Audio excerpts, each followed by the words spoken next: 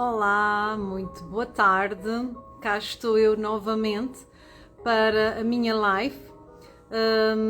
Estamos aqui a fazer lives e estou a desenvolver lives no âmbito da semana do Dia Internacional da Mulher, uma semana que desenhei para falar sobre a saúde da mulher em geral.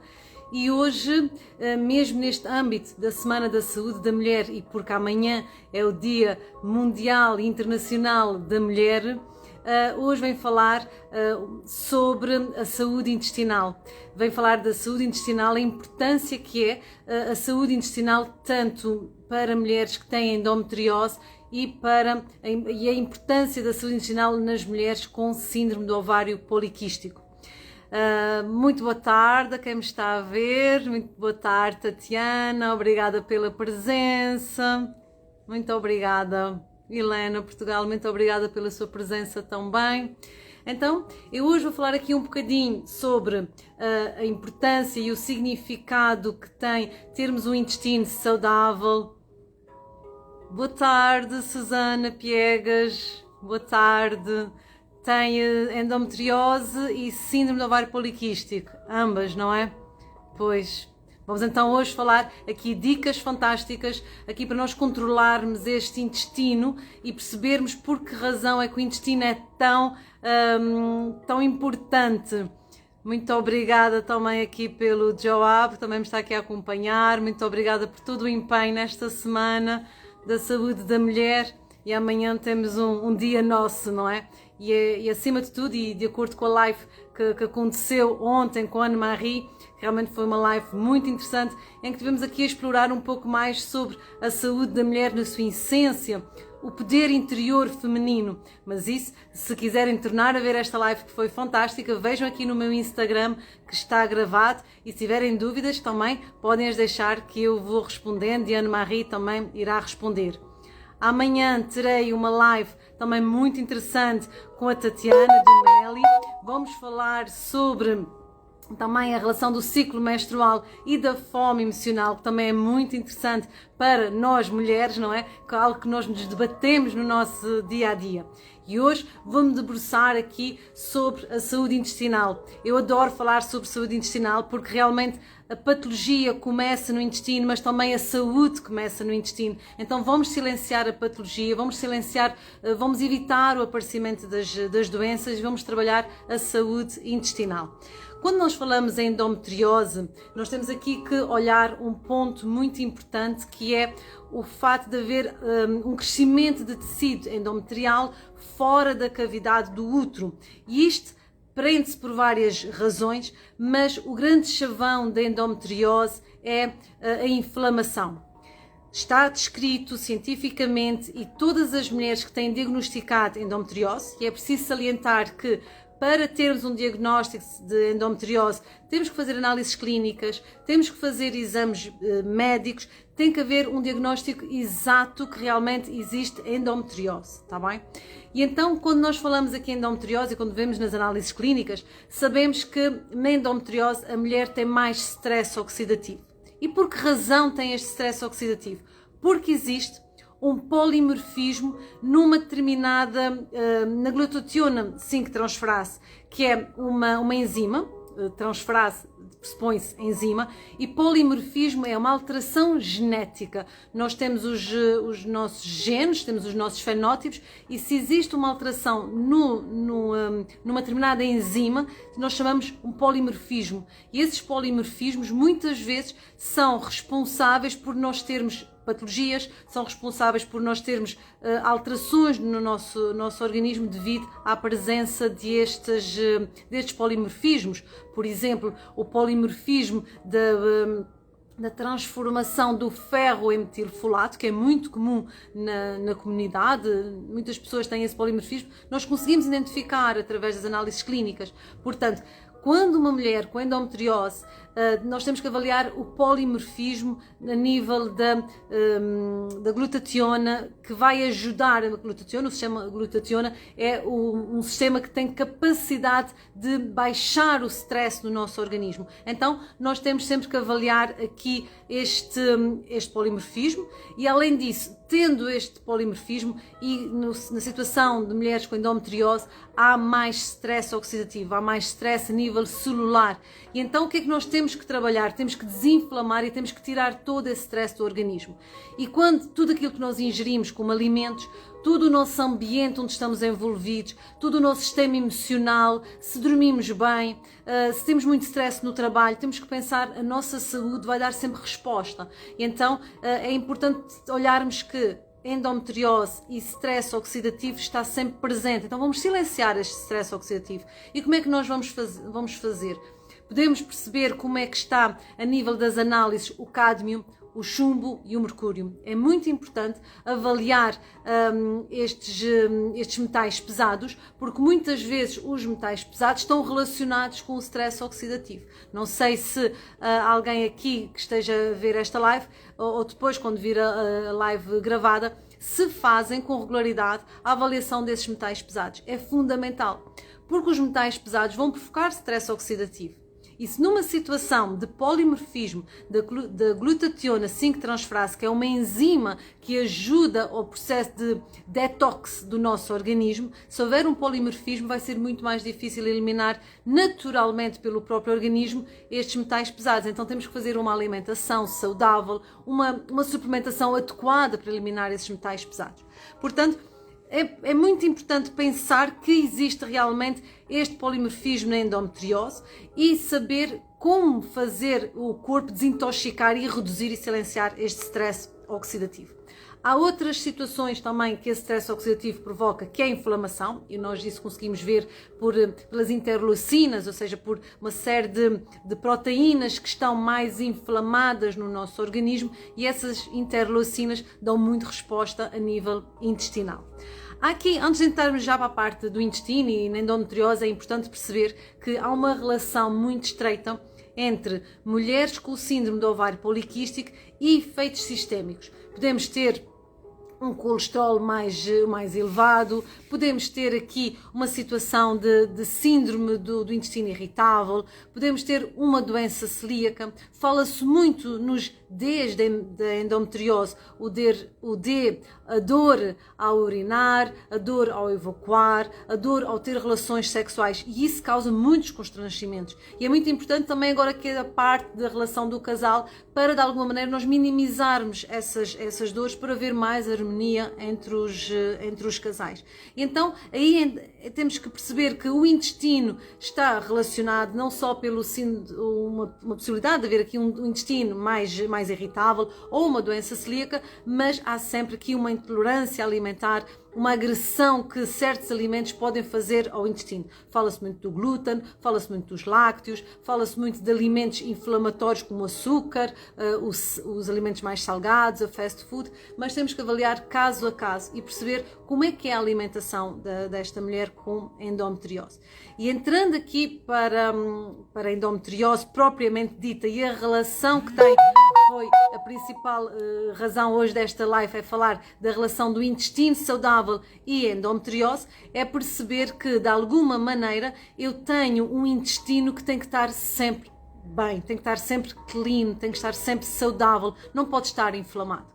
Um intestino mais inflamado vai gerar mais reações de ação ou de alerta ao meu sistema imunitário, e depois vamos ter sempre as interleucinas, vamos ter sempre aqui um sistema mais inflamado do nosso organismo, um organismo mais estressado. E isto o que é que vai fazer a nível dos nossos óvulos? O que é que vai fazer a nível dos nossos folículos diariamente? Na minha live de ontem falei que, e estava a falar com a Ana-Marie e ela puxou, nós somos mulheres, somos de ciclos. Então quer dizer que se eu tiver na minha primeira fase do ciclo um intestino mais inflamado, eu vou ter o organismo mais inflamado e vou gerar folículos mais inflamados. Estes raciocínios são muito importantes para nós termos aqui, darmos passos seguros na nossa alimentação, no nosso estilo de vida, nos consumos alimentares numa fase do ciclo e na outra fase do ciclo. Portanto, é muito importante nós olharmos todo o enquadramento da patologia e tudo o que é que pode influenciar esta patologia. Não é só a alimentação vai resultar. A alimentação, o sono, o funcionamento intestinal, as bactérias que estão no intestino. Nós sabemos também que há bactérias no intestino que produzem estrogénios. E os estrogénios são a principal hormona da primeira fase do ciclo menstrual. Se eu tiver um bom intestino, se eu tiver um intestino que não esteja inflamado, vai ter uma boa produção, vou ter bactérias boas para produzir bons níveis de estrogénios. Então, o que é que nós podemos fazer para melhorar o nosso intestino? Temos que realmente primeiro, limpar dos metais pesados do nosso organismo. Depois, é muito importante perceber se há bactérias, se há fungos, se há parasitas a nível intestinal. Fazer um estudo profundo em relação à microbiota. Nós classificamos microbiota como a população de bactérias e fungos e parasitas que estão em equilíbrio no nosso organismo. E disbiose é a alteração desta população. Nós temos que ter no intestino por natureza, porque eles em equilíbrio, eles funcionam em prol da nossa saúde. Quando há um desequilíbrio de bactérias, fungos e parasitas, nós vamos ter uma disbiose, uma alteração do bioma, uma alteração das bactérias a nível intestinal. E isto é a primeira fase de qualquer situação de saúde em geral, seja na endometriose, seja no síndrome do ovário poliquístico. Portanto, na saúde em geral, para qualquer patologia, doenças autoimunes, é sempre o intestino que é realmente aqui o gatilho para melhorar toda esta nossa saúde intestinal e, neste caso, que estou aqui mesmo a falar em relação à endometriose. Portanto, temos que perceber como é que está esse intestino. Não é só dar probióticos. Não vou meter uma casa lindinha e que esteja toda cheia de lixo, ou esteja toda cheia de pó, ou não esteja contaminada. Portanto, a nossa casa, o nosso intestino deve ser sempre limpo. Deve sempre avaliar como é que está o funcionamento intestinal. Fazer um estudo da microbiota, perceber como é que está a nível de metais pesados, como é que está a nível de parasitas, como é que está a nível de fungos, como é que está a nível de bactérias. E depois de limparmos o nosso intestino, sim, dar boas bactérias. E essas bactérias precisam de alimentos. E esses alimentos é aquilo que nós ingerimos, é aquilo que nós colocamos na nossa boca, a consciência que nós temos para colocar os alimentos na nossa boca, a seleção que nós fazemos para trazer os alimentos à nossa casa. E é muito importante o método de confecção também, porque há alimentos crus que têm um benefício, há alimentos confeccionados que têm outro benefício. A junção de certos alimentos podem optimizar o crescimento de bactérias boas a nível intestinal. Portanto, a junção de certos alimentos pode produzir aminoácidos e substâncias muito interessantes para o nosso organismo, não é? Quando nós juntamos feijão com arroz, se eu utilizar um feijão vermelho que é rico em ferro, se eu utilizar um arroz integral, um arroz selvagem que tem mais vitaminas, tem mais minerais, tem mais fibra, eu vou ter aqui uma junção bombástica, como eu costumo dizer, em relação ao poder nutricional para absorver certos nutrientes para o nosso organismo e também para as bactérias que existem no nosso intestino para poderem produzir melhores hormonas, melhores nutrientes que vão ser absorvidos pela parede intestinal e silenciar bactérias inflamatórias, proteínas inflamatórias, está bem? Portanto, a questão da endometriose pode muito bem, e a ideia é silenciar a endometriose com o poder da nutrição. Devemos ter este chavão, vamos silenciar a endometriose com o poder da nutrição, da alimentação, da suplementação específica e com base nisto tudo temos que ter as análises clínicas. Temos que perceber como é que está o nível de colesterol, como é que está a homocisteína, como é que estão os metais pesados. Temos que perceber uma série de nutrientes que estejam magnésio, selênio, zinco. Os nutrientes são importantes para a capacidade antioxidante, visto que na endometriose nós temos aqui uma situação de um polimorfismo, de uma alteração genética em relação ao poder de detox, desintoxicação, de baixar os níveis de stress no nosso organismo. Portanto, há aqui uma série de questões que nós podemos fazer em relação à alimentação. é muito poderosa. Se nós olharmos aqui para o resveratrol que existem nos frutos vermelhos, nos mirtilos, nos morangos, nas cerejas, e podemos ter muitos desses produtos vermelhos, desses frutos vermelhos, que eu recomendo sempre todos os dias fazer um shot de frutos vermelhos, podemos ter-los congelados.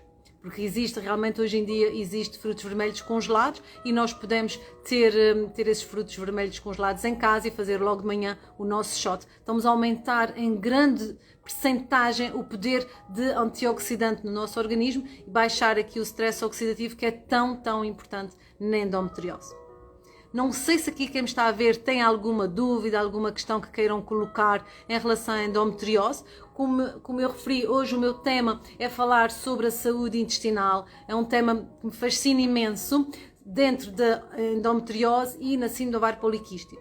Estive agora a falar sobre a endometriose e vou agora falar um bocadinho sobre a síndrome do ovário poliquístico. Se houver aqui alguém que queira fazer alguma questão em relação à endometriose, ainda me apanha aqui com a informação fresquinha para passar. Não tem assim ninguém. Cumprimento também, muito obrigada por todas as pessoas que estão aqui a assistir, que têm-me acenado. Muito obrigada pela vossa presença, muito obrigada pela confiança e pelo carinho em estar aqui presentes, em podermos partilhar aqui este conhecimento, porque realmente eu não tenho direito de ficar com o conhecimento para mim, quero partilhar e quero que cada vez mais pessoas consigam silenciar as suas patologias, consigam silenciar os sintomas, porque realmente quando se chega a uma situação de diagnóstico clínico, e nós nutricionistas trabalhamos muito a prevenção, a ideia não é chegar numa situação de diagnóstico clínico, é olhar as análises e prevenir, perceber as análises, saber, ok, há aqui sintomas, mas que se não há um diagnóstico clínico, nós temos que perceber o que é que está a passar antes. É muito este o meu trabalho no meu dia a dia, é olhar aqui as análises e prevenir que apareça a patologia. Muito bem. Quero também aqui falar um bocadinho sobre a síndrome do ovário poliquístico e a importância do intestino na síndrome do ovário poliquístico. Uma das questões, e como tinha referido anteriormente, o intestino, é no intestino que começa a saúde, é no intestino que acaba a doença. E então temos que olhar o nosso intestino também do ponto de vista, para quem tem síndrome do ovário poliquístico, também aqui uma situação de mais inflamação. Na síndrome do ovário poliquístico, nós temos uma situação que é natural, que é a resistência à insulina. E a resistência à insulina tem a ver com uma pré-diabetes, que não é uma diabetes diagnosticada, mas há sempre uns níveis de glicose mais elevados. Há no sangue, quando se faz as análises em jejum, os níveis de glicose mais elevados. Há também situações em que a hemoglobina glicada, que é um parâmetro que nós podemos pedir nas análises para perceber como é que está a oscilação dos níveis de açúcar no sangue, e este parâmetro das análises permite-nos prevenir o aparecimento da diabetes no futuro. É um parâmetro que eu gosto muito de avaliar. Seja a glicose em jejum, é um parâmetro básico.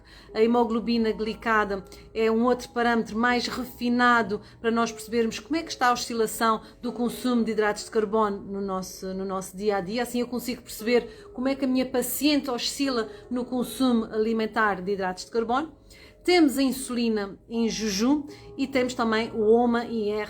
O HOMA-IR, que são parâmetros aqui muito mais refinados, parâmetros muito mais interessantes, e quem tem síndrome do ovário poliquístico deve obrigatoriamente fazer com bastante regularidade esses 4 parâmetros, seja a glicémias em jejum, seja a insulina em jejum, HOMA-IR e... Olá, Márcia, boa tarde. Estava aqui a referir os parâmetros que são muito importantes para nós termos para avaliar a resistência à insulina.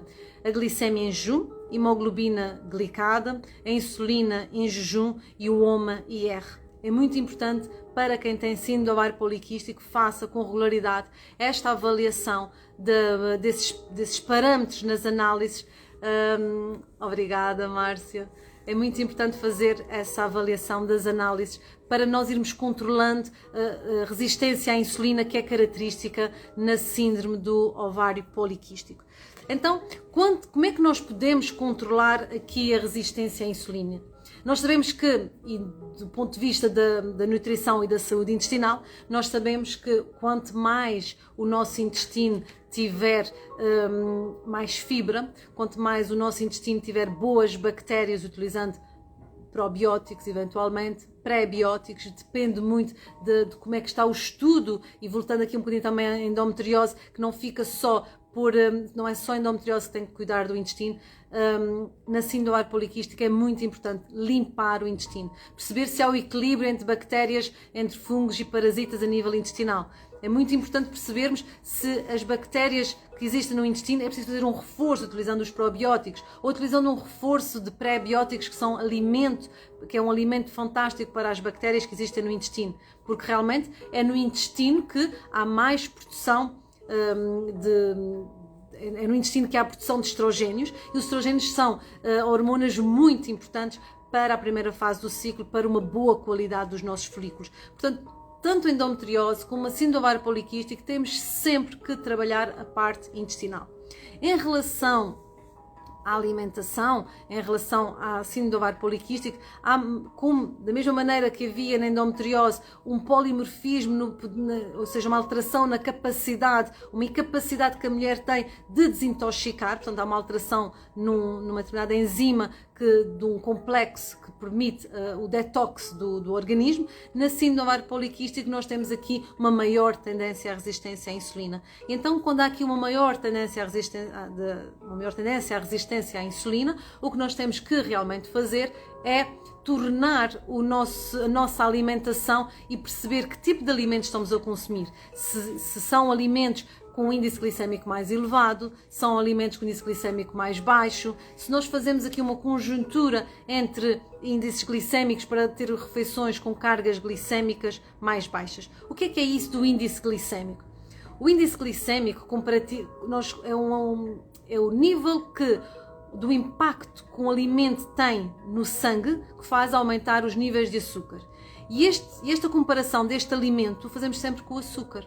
Ou seja, o açúcar tem índice glicémico de 100. É o máximo, é o nível de índice glicémico mais elevado nos alimentos. Claramente percebemos que o açúcar é o alimento que mais eleva os níveis de açúcar no sangue.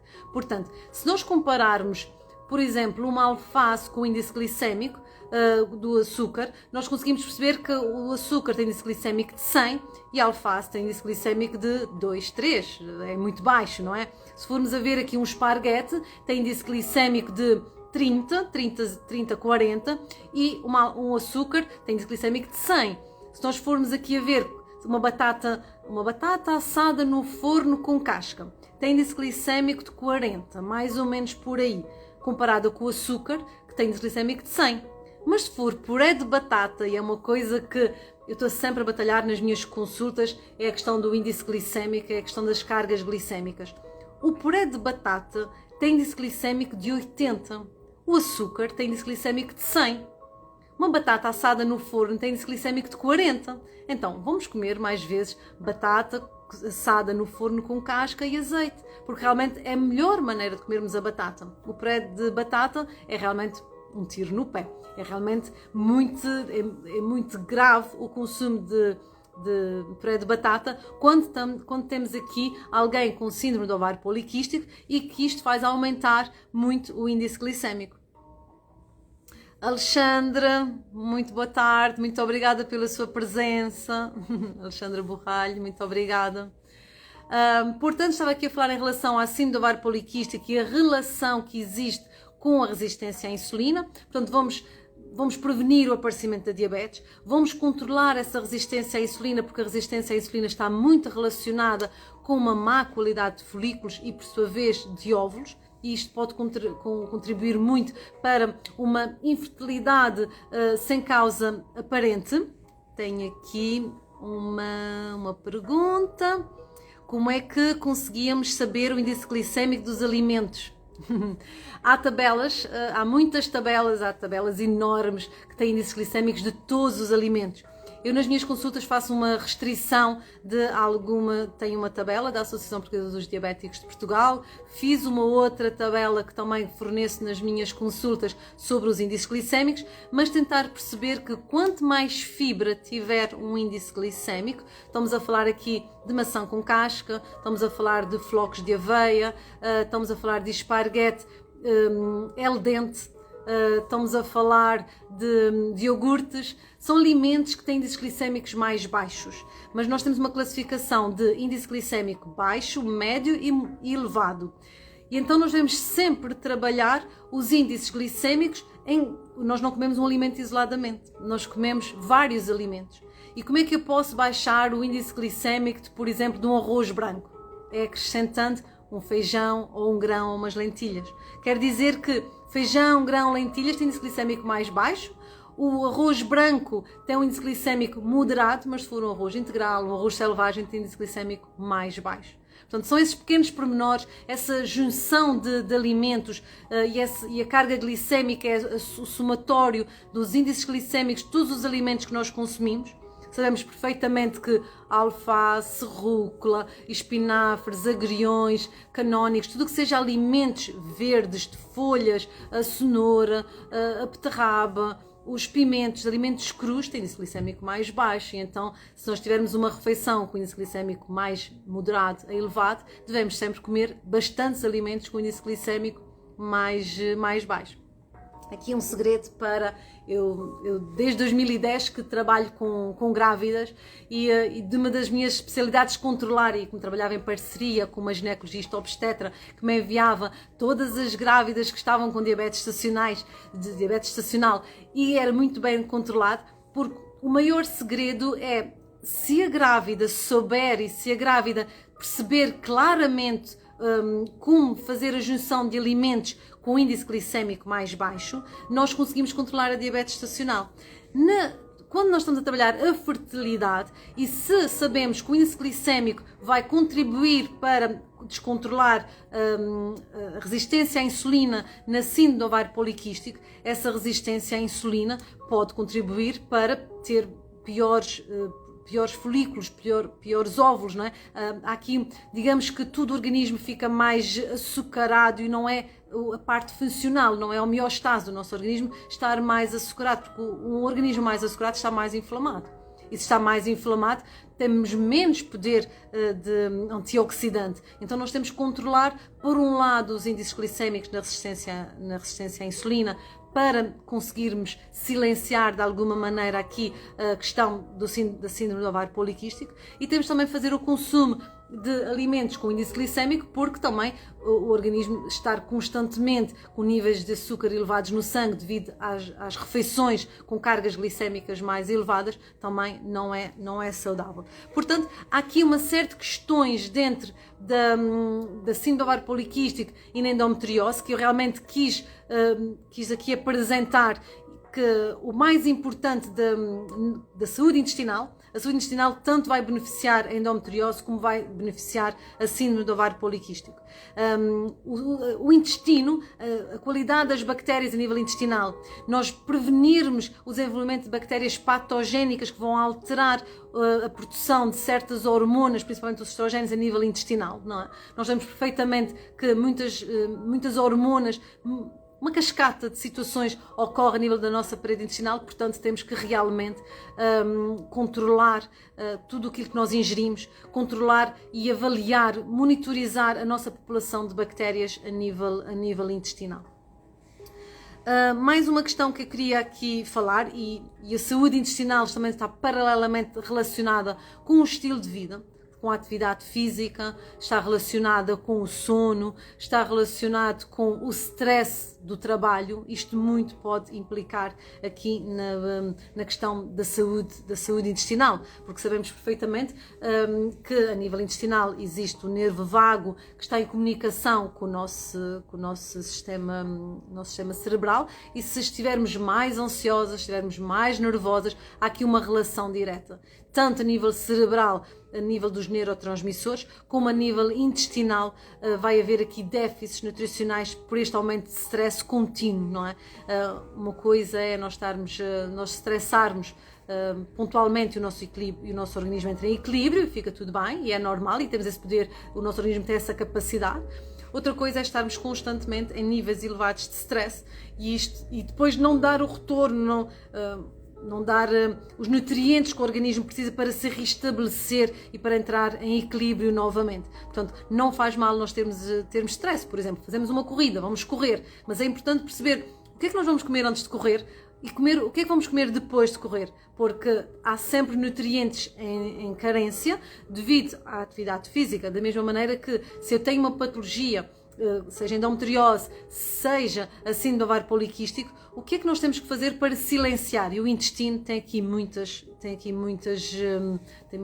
respostas que podemos dar, seja a nível da disbiose intestinal, seja a nível da resistência na endometriose, seja a nível da resistência à insulina na síndrome do ovário poliquístico. Eu estou aqui a terminar o meu tempo, não sei se eu respondi bem à questão que tinha aqui. Beta tinha-me perguntado em relação ao índice glicémico, mas se não esclareci bem, depois se houver mais alguma questão, também pode deixar aqui nos comentários e eu respondo. O meu tempo está aqui a passar, mas queria realmente saber se tem assim mais alguma questão e de uma forma bem resumida, a minha ideia era fazer aqui um apelo. É muito importante, tanto na endometriose como na síndrome do ovário poliquístico, como na saúde da mulher e realmente esta semana dedicada à saúde da mulher, porque amanhã é o Dia da Mulher, onde eu estarei aqui com outra live com uma outra terapeuta holística. Vamos falar aqui em relação à fome emocional e ao ciclo menstrual. Não percam, portanto estaremos aqui amanhã às 2 novamente, mas falar aqui só em forma de resumo, e hoje também vim aqui sozinha porque é um tema que eu adoro, é um tema que eu debato sempre nas minhas consultas, é um tema sempre que eu refiro sobre a questão intestinal, tanto na endometriose como na síndrome do ovário poliquístico. Vanilla está a dizer que enviou uma mensagem pelo site e ainda não teve resposta. Deixe-me novamente mensagem aqui no WhatsApp, que eu vou ver, nem sempre consigo ir ao e-mail, tem sido muito trabalho, graças a Deus. Eu agradeço toda a confiança e agradeço a preferência pelo meu trabalho, mas vou-lhe responder, com certeza, não fica ninguém por responder e estou aqui para tirar todas as dúvidas. Pode-me só deixar aqui uma mensagem aqui no Instagram, só para eu sinalizar e tentar ir já dar a resposta, tá bem? Vanilla, penso que é assim o seu nome. Pronto, em forma de terminar esta live e a razão porque é um tema que eu adoro, por isso também vim sozinha, porque sempre, seja na síndrome do ovário poliquístico, seja na endometriose, seja nas doenças autoimunes, seja na menopausa, seja no envelhecimento ovariano, há sempre aqui uma resposta e o intestino dá-nos muitas respostas. Se começarmos pela saúde do intestino, vai-se abrir um leque de soluções, vai-se abrir um leque de horizontes em prol da nossa saúde e na saúde de todas as mulheres que pretendem engravidar, mesmo na saúde das mulheres que não pretendem engravidar, e está tudo certo, está bem? Portanto, não percam, amanhã estarei aqui para mais uma live com uma outra colega minha, iremos falar também sobre o ciclo menstrual e a fome emocional, outro tema muito dedicado aqui à saúde da mulher, e o que precisarem, disponham, tenham um dia muito feliz. Para quem não assistiu à live ou só apanhou aqui no finzinho, esta live vai ficar gravada, portanto disponham e até breve. Muito obrigada, Susana, até já, um beijinho muito grande.